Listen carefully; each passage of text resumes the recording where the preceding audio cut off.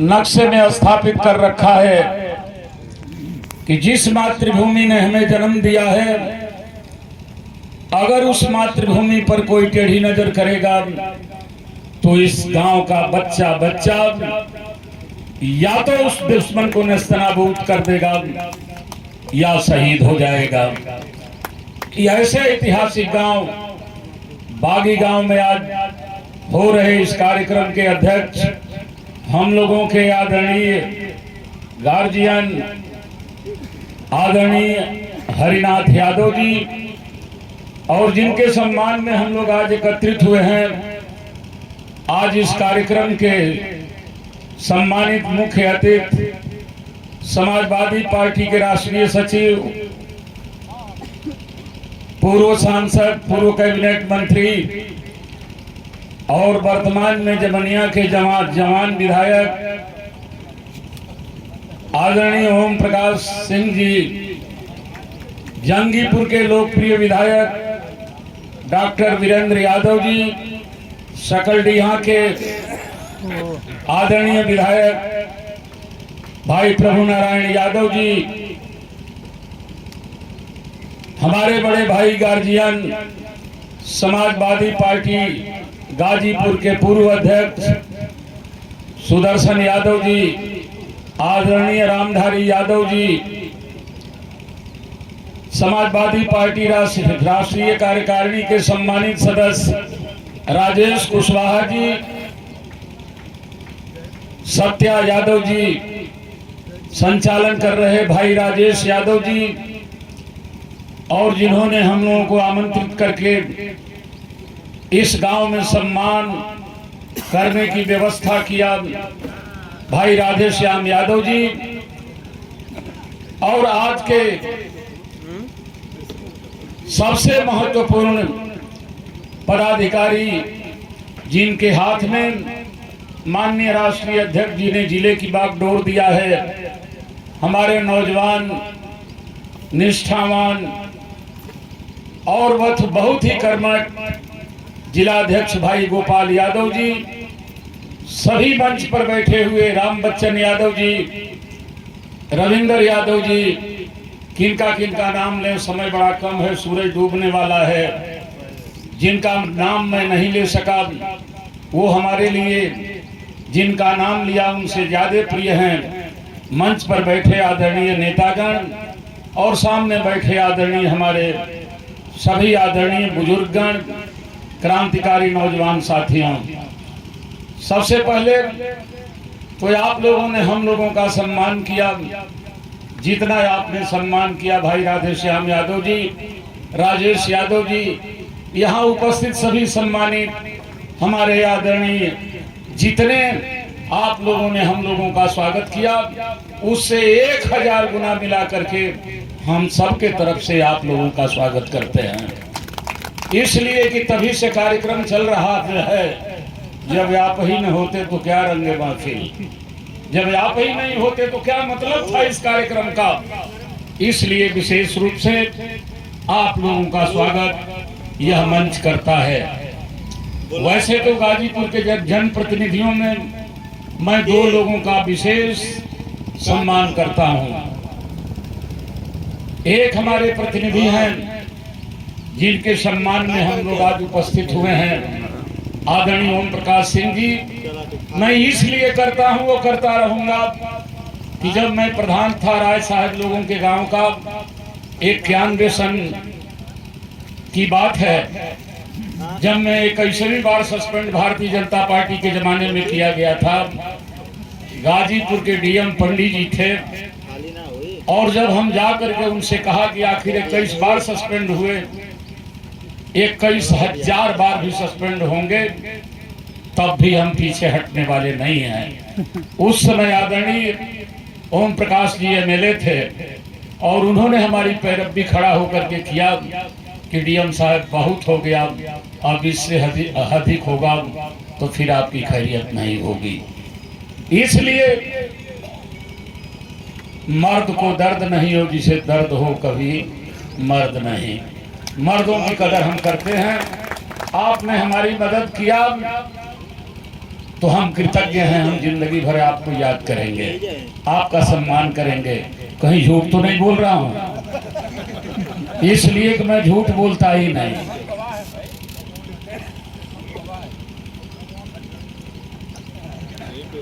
आदरणीय माननीय हमारे सम्मानित आज के मुख्य अतिथि जी कह रहे हैं कि आपने मेरा एक काम नहीं किया। हाँ, मैं नहीं किया, नहीं किया तो नहीं किया, लेकिन एक काम किया, उसको भी याद कीजिए कि गाजीपुर के शीर्ष लोग कह रहे थे कि ओम प्रकाश ठीक नहीं है, यह काम मत कीजिएगा। मैंने सबको नजरअंदाज करके एक ही मेरे पास था, वो मैंने आपको दे दिया था। तो मैंने कहा ना कि हम कृतज्ञ नहीं हैं, कृतज्ञ नहीं हैं, कृतज्ञ हैं। और दूसरे प्रतिनिधि को हम याद करते हैं। माननीय मंत्री जी 91 का ही जमाना था और वही 21वीं बार सस्पेंड था। भारतीय जनता पार्टी तो हमें सस्पेंड करा ही रही थी। भारतीय जनता पार्टी के जहूराबाद के एमएलए नहीं थे, दूसरे दल के थे, नाम नहीं बताऊंगा। वो अभी बैठ करके सस्पेंड कराए थे। सस्पेंड हो गया था और मैं जा रहा था बिरहा गाने के लिए। वो रास्ते में मिले और अपनी गाड़ी रोक दिए और कहे कि प्रधान जी क्या हाल चाल है। हमने कहा कि ठीक है। कहाँ जा रहे हैं? हमने कहा बिरहा गाने जा रहे हैं। तो सुना है कि आप सस्पेंड हो गए हैं। हमने कहा जी हाँ, सस्पेंड हो गए हैं। उन्होंने मेरी हालचाल पूछा था, मैं जब सस्पेंड हो गया था तो, लेकिन 93 में जब वो लड़े तो हार गए और 94 में एमएलसी हो गया। और जब विधानसभा में मिले तो मैंने भी पूछा, कहिए मंत्री जी क्या हाल है, अब आप बताइए। अगर आप मेरी हालचाल पूछे हैं तो फिर काशीनाथ आपकी भी हालचाल पूछेगा। इसलिए मेरे साथियों, हमारे साथियों ने बहुत ठीक बात कहा कि भारतीय जनता पार्टी किस तरीके की हालचाल ले रही है आपकी, हमारी। आने वाले समय में आपको भी भारतीय जनता पार्टी के साथ वही हालचाल लेनी पड़ेगी। और वह हालचाल आप तभी ले सकते हैं जब हमारे साथियों ने कहा कि बूथ स्तर तक मजबूत होकर के अपने सारे लोगों को विचारों से लैस करके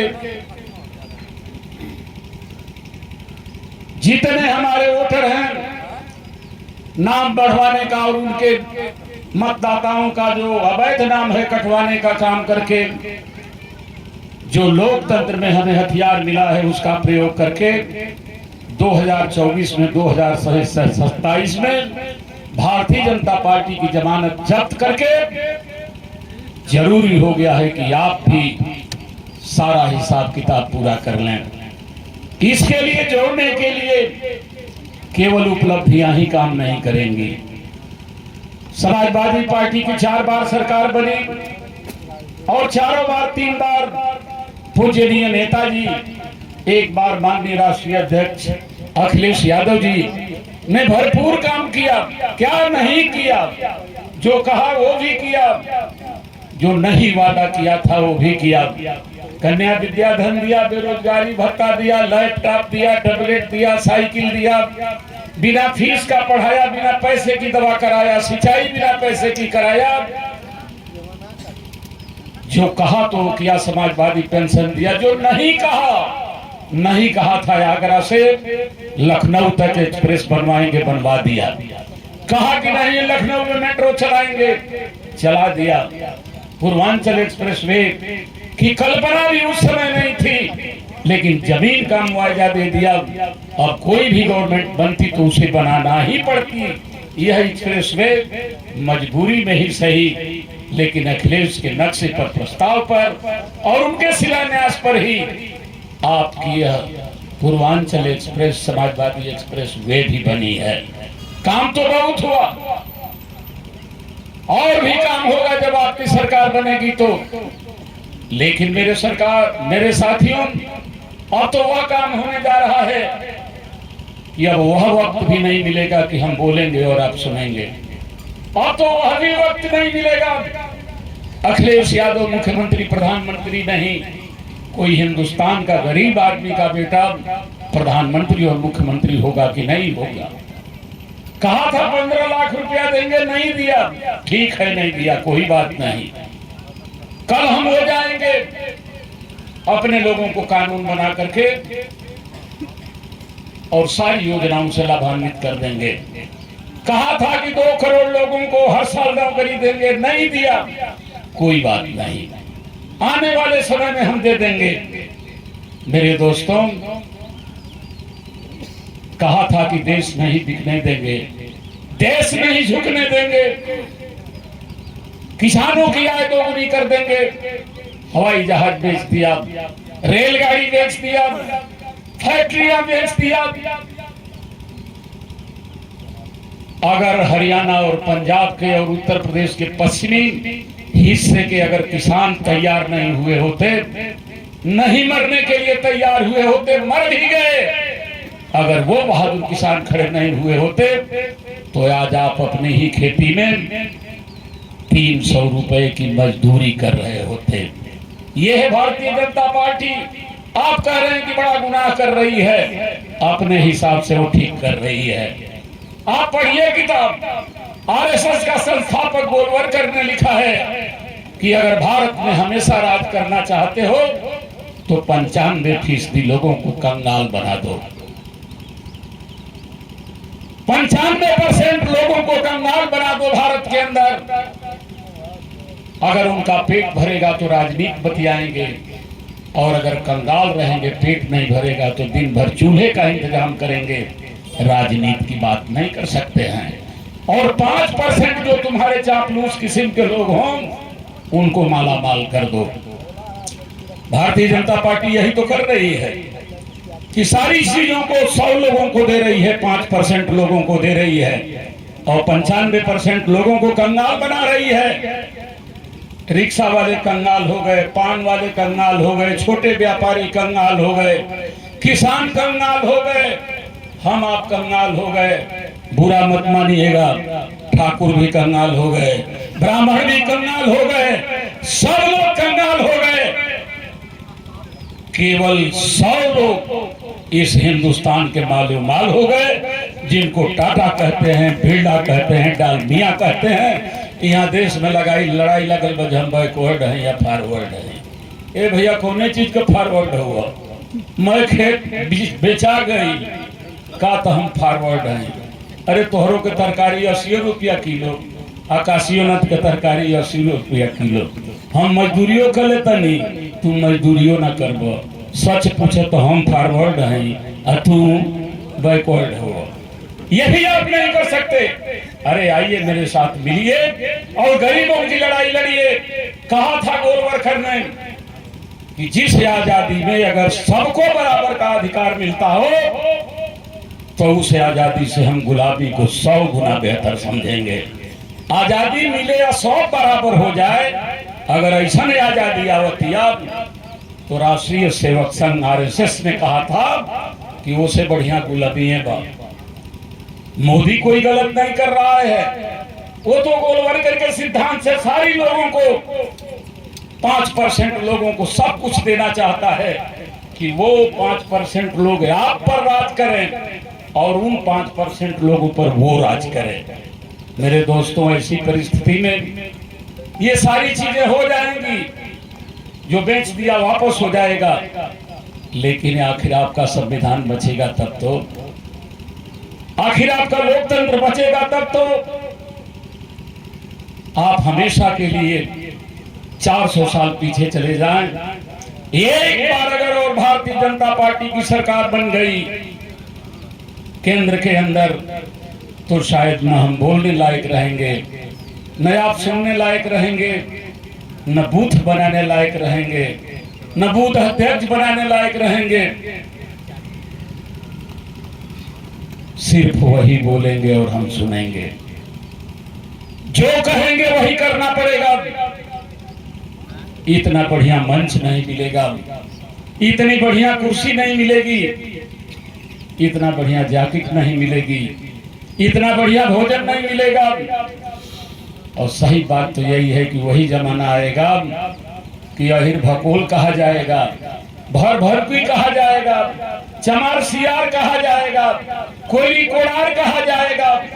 मेरे कहने का मतलब कि शायद सम्मान शब्द आपके जबान पर आए ना आए, अपमान का शब्द 24 घंटे झेलना पड़ेगा। क्या आपको यही पसंद है? अगर नहीं पसंद है, अगर लोकतंत्र बचाना है, आने वाले समय में सभी वापस करना है, नौकरियां बहाल करनी है, शिक्षा बहाल करनी है, अपने बच्चों के भविष्य की चिंता करनी है, तो लोहिया जी ने कहा था कि जो कौमें अपने पुरखों को भूल जाती हैं उनका भविष्य अच्छा नहीं होता।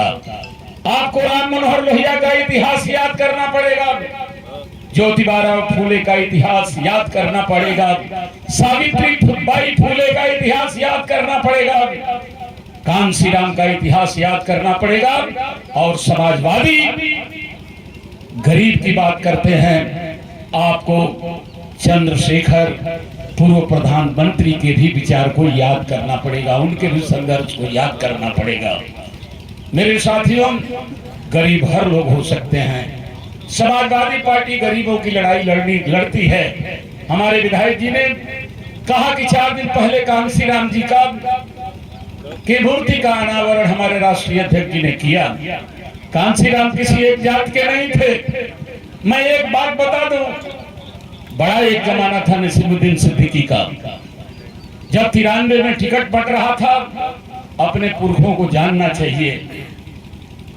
कांशीराम जी ने कहा था कि जो कौम मुफ्त में भोजन पा जाएगी वो कभी क्रांति नहीं कर सकती। जो कौम मुफ्त में भोजन पाएगी वो कभी क्रांति नहीं कर सकती, और जो कौम क्रांति नहीं कर सकती वो अपना शासक नहीं बना सकती, और जो कौम शासक नहीं बना सकती अपने बेटी बहन की आबरू भी नहीं बचा सकती। मेरे साथियों, वही तो कर रहे हैं, 5 किलो मुफ्त में भोजन दे रहे हैं। मुफ्त में भोजन पाने वाला कभी क्रांति नहीं करता। बहादुर आदमी कभी मुफ्त का भोजन नहीं कबूल करता। राणा प्रताप घास की रोटी खा लेता है, लेकिन दुश्मन को सलाम करना कभी कबूल नहीं करता है। घास की रोटी खाना पड़ेगा, और 5 किलो अनाज पर हम अपना पेट पालना शुरू कर देंगे। हमारा हिस्सा होता है 85%। ठीक है, 15% आप लीजिए, कोई दिक्कत नहीं। इसीलिए तो माननीय राष्ट्रीय अध्यक्ष जी कह रहे हैं जनगणना कराएंगे। जनगणना इसलिए कि 85 में 85 हम लेंगे, 5% वो लोग, 10% ठाकुर लोग ले लो, ढेर हो गई। हम पढ़त रहे हमें कि प्राइम मिनिस्टर की सचिवालय में 100% केवल ब्राह्मण सचिव हैं। अगर फॉरवर्ड को मिला होता तो 2-4 भी छत्री होते, लेकिन एक भी नहीं है।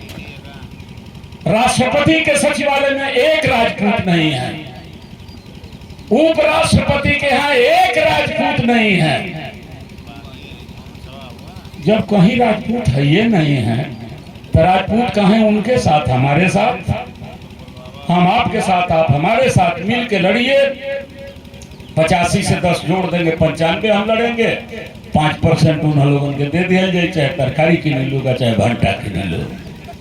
मेरे कहने का यार फांसना नहीं है, आज वक्त है, और वक्त की नजाकत को समझिए। वक्त आपका इंतजार नहीं करेगा। वक्त पर जिसने हथौड़ा चलाया, वीर भोग्या वसुंधरा। कायर लोग कभी धरती पर राज नहीं करते। बहादुर आदमी हमेशा इस धरती का भोग किया है। खैरात का भोजन मत लीजिए, आप समझाइए, मेहनत करो। तुम मेहनत करने वाले लोग हो, और बाबा साहब ने तो ऐसा हथियार दिया है। अम्बेडकर जी ने कहा था कि बिखरा हुआ परिवार और बिखरा हुआ समाज कभी शासक नहीं बन सकता। हाँ, आपस में झगड़ा करके दूसरे को शासक जरूर बना सकता है। इसलिए मेरे साथियों, विचारों से भी लैस होइए। लोहिया और अम्बेडकर मिलना चाहते थे, 4 पत्राचार हुआ था। 20 दिसंबर 1956 को यह बात भी तय हो गई थी कि दोनों लोग मिलकर के लड़ाई लड़ेंगे, लेकिन वह मनहूस घड़ी भी आई जब 6 दिसंबर 56 को बाबा साहब अम्बेडकर चले गए। उस समय अगर पढ़े लिखे होंगे हमारे तो अध्यक्ष जी बहुत पढ़ने वाले हैं, अध्ययन करने वाले हैं। जब अम्बेडकर जी दुनिया से चले गए थे तो इसके बाद जब मुलाकात नहीं हो पाई थी तो डॉक्टर लोहिया जी ने एक पत्र मधु के नाम से लिखा था। मधु जी, प्रिय मधु जी। अब वो मधु मिलय भी, मधुलिमय भी हो सकते हैं और मधु दंडवते भी हो सकते हैं, मैं नहीं जानता, क्योंकि केवल मधु जी लिखा हुआ है। तो अगर मधुलिमय के लिए था तो लिखा था कि प्रिय मधु, मैं डॉक्टर अंबेडकर के जाने से आज तक जितना जिंदगी में नहीं दुखी हुआ, सबसे ज्यादा दुखी हूं। मैं तो चाहता था कि अंबेडकर को जो सामंतवादियों ने, साम्राज्यवादियों ने दलित का नेता बना करके रखा था, हम तो चाहते थे कि वो पिछड़ों और दलितों और गरीबों के नेता बन करके हिंदुस्तान के लोगों को जगाने का काम करें। लेकिन असमय में चले गए अंबेडकर, मुझे बहुत कष्ट हुआ और आज जिंदगी का सबसे बड़ा कष्ट है। अंबेडकर जी जब जाते हैं लोहिया इतने कष्ट में होते हैं, कांसी राम जी जब जाते हैं आदरणीय नेताजी इतने कष्ट में होते हैं। और मेरे दोस्तों, वह 10 अक्टूबर 2022 वह मनहूस दिन केवल भारत नहीं, पूरी दुनिया में अंधकार छाया, बादल गड़गड़ाने लगे, आकाश हिलने लगा, धरती कांपने लगी, जब इस देश का वह गरीबों का मसीहा जिसका नाम था धरती पुत्र माननीय मुलायम सिंह यादव जी, नेताजी धरती से गए, अकेले नहीं गए। नापने में 3.5 फीट का आदमी शायद 1000 हिमालय उसकी बराबरी न कर सकता हो, 1000 सागर जिसकी गहराई को न नाप सकता हो, ऐसा महान नेता जब दुनिया से गया, दल की सीमाएं टूटी और कोई हैसियत नहीं रही जो या करके सैफई में हमारे नेता की अंतिम विदाई में शामिल न हुई हो। अब तो चारों लोग चले गए, अंबेडकर भी चले गए, लोहिया भी चले गए, कांसी राम जी चले गए, नेताजी चले गए। ऐसे ही अखिलेश जी ने माननीय विधायक जी कांसी राम का अनावरण नहीं किया। जब चारों लोग चले गए तो नेताजी सबको इकट्ठा करने में बड़े माहिर थे। उन्होंने जन्नत में तीनों लोगों को इकट्ठा किया कि अरे भाई अब हम भी आ गए, आप लोग तो तीनों लोग पहले से हो ही, मेरे पास आओ। बैठक हुई अंबेडकर में, लोहिया में, कांसी राम में और नेताजी में कि आखिर भारत का संविधान अब चला जाएगा, क्या होगा हमारे लोगों का, क्या होगा गरीबों का, चाहे जिस जात धर्म का गरीब हो, गरीब तो गरीब है, क्या होगा। अब तो संविधान बाबा साहब का खतरे में पड़ने जा रहा है। अब अपना अपना स्वार्थ छोड़ करके अब लोगों के हित में कोई ठोस कदम लेना चाहिए। आखिर लोहिया ने प्रस्ताव रखा, लोहिया जी ने, कि कौन है जो इन साम्राज्यवादियों से लड़ेगा। बहुत सोच समझ करके अंबेडकर जी ने कहा कि बस एक नाम, और वह नाम है नौजवान अखिलेश। जब लोहिया जी ने कहा तब तक कांसी राम जी ने कहा अंबेडकर जी ठीक कह रहे हैं, अखिलेश। अभी नेताजी बोलने ही वाले थे तब तक लोहिया जी ने कहा कि बस बस बस खाली अखिलेश। और यह बात कान में अखिलेश जी के गई और सवेरे ही उठ करके उन्होंने उस मान्यवर कांसी राम की मूर्ति का अनावरण किया जिन्होंने शोषितों को, दलितों को कहा कि जिसकी जितनी संख्या भारी उसकी उतनी भागीदारी, और जिसकी जितनी संख्या भारी उसकी उतनी भागीदारी तभी हो सकती है जब हमारे हिंदुस्तान में और उत्तर प्रदेश में, सब प्रदेश में जनगणना की जाए कि गरीब कितने हैं।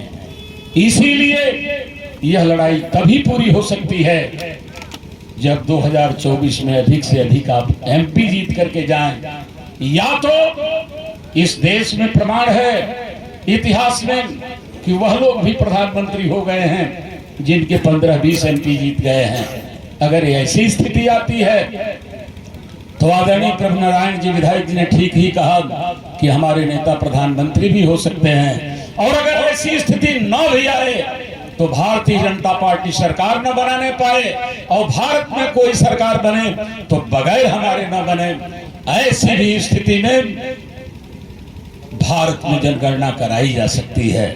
इसलिए साथियों, विचार से भी लैस होइए, लोगों को बताइए। और जिस दिन से कांसी राम जी की मूर्ति का अनावरण राष्ट्रीय अध्यक्ष जी ने किया है, हमारे दलित शोषित जितने वर्ग के लोग हैं उनके भी दिल में बात आई है कि मायावती जी का ठीक नहीं, पता नहीं कहां चली जाएंगी। अब फिर बीजेपी आएगी तो जो हमें 21% मिल रहा है वो भी चला जाएगा। बेहतर है कि समाजवादी पार्टी के साथ मिल करके भारतीय जनता पार्टी को रोकने का काम करें। आज भारी से भारी संख्या में दलित भी आपका सहयोग करने के लिए तैयार है, इसलिए उसे सम्मान दे करके सबको इकट्ठा करके आप भारतीय जनता पार्टी को हराने में अपना बहुमूल्य योगदान दें, ताकि उत्तर प्रदेश और भारत देश में समाजवादी पार्टी जीत करके लाल किले पर अपना झंडा फहरा सके। बहुत बहुत धन्यवाद। जय हिंद, जय समाजवाद। अब अगले वक्ता के रूप में हम लोगों के नेता